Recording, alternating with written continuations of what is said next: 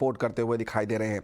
लेकिन corporate correction की अब हम करेंगे शुरुआत और आज हम बात करेंगे कमिंस इंडिया के टॉप मैनेजमेंट से, जिनसे बात होगी कंपनी के नतीजों के बारे में, साथ ही साथ किस सेगमेंट में कितनी ग्रोथ दिखाई दे रही है कंपनी को, इन सब मुद्दों पर करेंगे चर्चा। सबसे पहले लेकिन हर बार की तरह आपको कंपनी के बारे में कुछ जानकारी दे देते हैं। कमिंस इंडिया जो है वो एक जाना माना नाम है हमारे देश में। 1962 से में पुणे में कंपनी का हेडक्वार्टर बना हुआ है। इंडस्ट्रियल, ऑटोमोटिव, मार्केट और पावर जनरेशन के लिए डीजल, नेचुरल गैस इंजन के ये दिग्गज मैन्युफैक्चरर हैं। देश भर में 20 लीडरशिप इनका नेटवर्क है, काफ़ी बड़ा नेटवर्क है और काफ़ी बड़ा नाम यहाँ पर दिखाई दे रहा है। हमारे साथ इस समय अब कंपनी के एमडी अश्वत्थ राम जी जुड़ गए। मिस्टर राम, बहुत बहुत स्वागत आपका ईटी नाउ स्वदेश पर। सबसे पहले नतीजों से ही शुरुआत करते हैं सर। हमने देखा कि क्वार्टरली रेवेन्यूज़ के हिसाब से आपका जो क्वार्टर है काफ़ी ज़ोरदार रहा है। आपने हाईएस्ट एवर रेवेन्यू यहाँ पर पोस्ट किए हैं और अक्रॉस ज्योग्राफी पोस्ट किए हैं, ये भी इंपॉर्टेंट बात है। किस तरह का डिमांड आउटलुक आपको दिखाई दे रहा है अभी आने वाले समय में? डिमांड तो काफी स्ट्रांग है डिस्पाइट ग्लोबल चैलेंजेस। हम तो देख रहे हैं कि डोमेस्टिक मार्केट में डिमांड डेटा सेंटर्स में, मैन्युफैक्चरिंग में, फार्मास्यूटिकल में, कमर्शियल रियल एस्टेट और इंफ्रास्ट्रक्चर, ये सेगमेंट्स में डिमांड बहुत स्ट्रांग है और अगले क्वार्टर्स में भी ये डिमांड स्ट्रांग रहेगा। मिस्टर राम, क्या ये माना जाए, क्योंकि आपके रेवेन्यूज काफ़ी अच्छे रहे हैं इस क्वार्टर में, सप्लाई चेन के इश्यूज पहले रहे हैं इंडस्ट्री को ऑल टुगेदर काफ़ी ज़्यादा, आपने भी चैलेंजेस फेस किए होंगे, क्या ये माने हम कि अब वो इश्यूज रिजॉल्व हो गए हैं, सिचुएशन यहाँ से अब बेहतर ही होगी? थोड़े सप्लाई चेन इश्यूज रिजॉल्व हो गए हैं, लेकिन सभी सप्लाई चेन इश्यूज रिजॉल्व नहीं हुए हैं अब तक। इलेक्ट्रॉनिक्स और थोड़े क्रिटिकल कमोडिटीज जैसे कि सर्टन फोर्जिंग्स वगैरह में अभी तक शॉर्टेज चल रहा है। इलेक्ट्रॉनिक्स का जो प्रॉब्लम है वो अभी तक कम नहीं हुआ है और अभी तक हम कंस्ट्रेन्ड सप्लाई चेन के साथ ही डिलीवर कर रहे हैं प्रोडक्ट। मिस्टर राम, एक तरफ जहां रेवेन्यूज काफी अच्छे दिखाई दे रहे हैं पिछले क्वार्टर में, हमने देखा कि जो ग्रॉस मार्जिन है आपका वो लगातार तीसरा क्वार्टर है जहां पर थोड़ा सा प्रेशर दिखाई दे रहा है। आपके हिसाब से क्या पीछे बड़ी वजह है, क्या बड़े चैलेंजेस हैं और कब तक हम उम्मीद करें कि ये वापस ट्रैक पे आ जाएगा? सबसे बड़ा फैक्टर तो कमोडिटीज है। तो ग्लोबल कमोडिटीज जो 30, 40, 50% बढ़े थे पिछले वर्ष में, वो अभी धीरे धीरे कम होते आ रहे हैं। हमने प्राइस इंक्रीजेस भी किया है। उनका फुल इफेक्ट जो है हम अगले 1-2 क्वार्टर्स में दिखने को आएगा। तो कमोडिटी सॉफ्ट होते जा रहे हैं और प्राइस इंपैक्ट का इफेक्ट जो है फुल इफेक्ट अगले क्वार्टर्स में आएगा। तो मेन इंपैक्ट जो ग्रोस मार्जिन पे आया है वो अभी तक फुल रिकवरी ऑफ कमोडिटीज नहीं हुआ है अभी तक।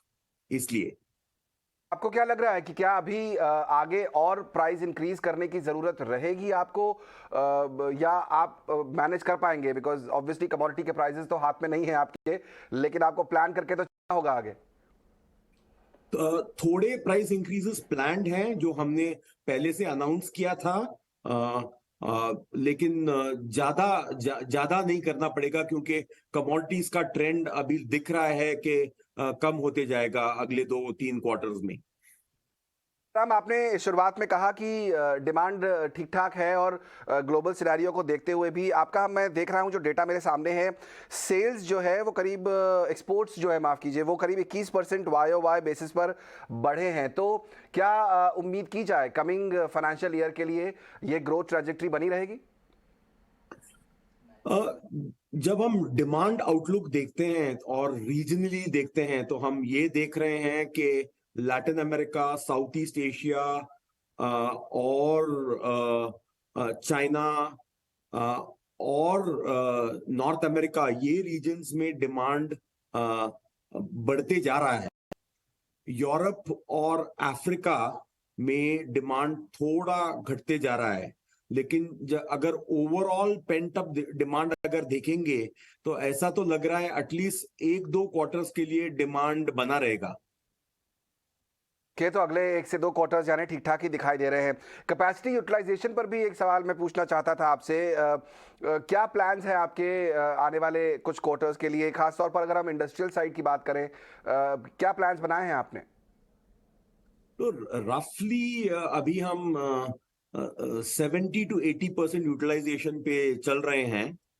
और जैसा जैसा डिमांड आते जाएगा हम वो यूटिलाइजेशन इंप्रूव करते जाएंगे। और भी फ्लेक्सिबिलिटी हमारे सिस्टम में है क्या, सिर्फ लेबर ऐड करके, बिना कैपेक्स लगाए लेकिन सिर्फ लेबर ऐड करके हम और एक 15-20% और भी कैपेसिटी बढ़ा सकते हैं।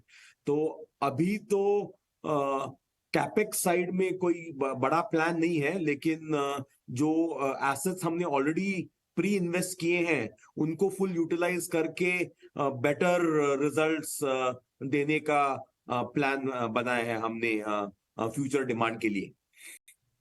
एक और पॉइंट जो इस समय पूरी इंडस्ट्री में डिस्कशन में है मिस्टर राम, वो ये कि जो नए अब एमिशन नॉर्म्स आने वाले हैं जुलाई 23 से जो लागू होंगे, अब किस तरह की अपॉर्चुनिटीज कमिंस इंडिया देखती है अपने लिए, खास तौर पे ये नए एमिशन नॉर्म्स आ जाने के बाद कोई कंपटीशन जो आपको फेस करना पड़े?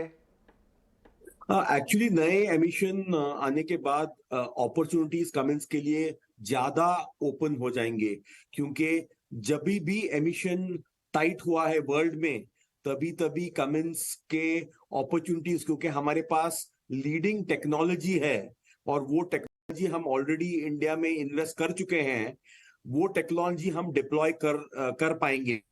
और उसके वजह से हमारे अपॉर्चुनिटीज स्पेसिफिक सेगमेंट्स में हमारे कस्टमर्स को बेटर सॉल्यूशन देने के लिए हमको हेल्प करेगा कि बिजनेस को हम ज्यादा ग्रो कर पाएंगे। और इंडिया लीडिंग टेक्नोलॉजी कंट्री हो जाएगा, क्योंकि CPCB 4+ जो एमिशंस है वो वर्ल्ड का सबसे लीडिंग एमिशंस रहेगा पावर जनरेशन मार्केट में। और इसके वजह से यही प्रोडक्ट्स हम अदर लीडिंग कंट्रीज जैसे कि यूरोप या नॉर्थ अमेरिका में सर्टेन प्रोडक्ट्स या सर्टेन कंपोनेंट्स हम एक्सपोर्ट कर पाएंगे, उससे भी अपॉर्चुनिटीज ज्यादा ओपन हो जाएंगी। Fair enough. एक लास्ट सवाल पूछूंगा मिस्टर राम आपसे। जो मेरे पास जानकारी है उसके हिसाब से आपने अपने पिछले कॉल में कहा था कि आप जो है कंप्लीट पावर ट्रेन्स डेवलप करने की तरफ आगे बढ़ रहे हैं। तो अब मैं ये जानना चाहता हूं कि किस तरह के वहां आपने प्लान्स बनाए हैं। ईवी स्पेस भी काफ़ी हद तक बढ़ रहा है, वहां किस तरह की अपॉर्चुनिटी है, किस तरह का इन्वेस्टमेंट कंपनी देख रही है? तो कंपनी ने ग्लोबली ट्रांसमिशन में इन्वेस्ट किया है। हमने ईटन जो कंपनी है उनके साथ जेवी फॉर्म करके हमने ट्रांसमिशन में एंट्री किया है।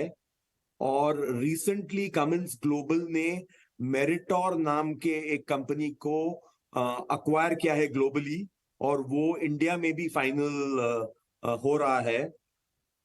वो एक्विजिशंस के साथ हमको एंटायर पावर ट्रेन में ऑप्टिमाइज करके कस्टमर को सॉल्यूशन देने का अपॉर्चुनिटी आ जाएगा कमिंस के पोर्टफोलियो में 1-2 साल के अंदर। और वो हम construction market, automotive market, different markets में हम कस्टमर को कंप्लीट सॉल्यूशन दे पाएंगे उसकी वजह से।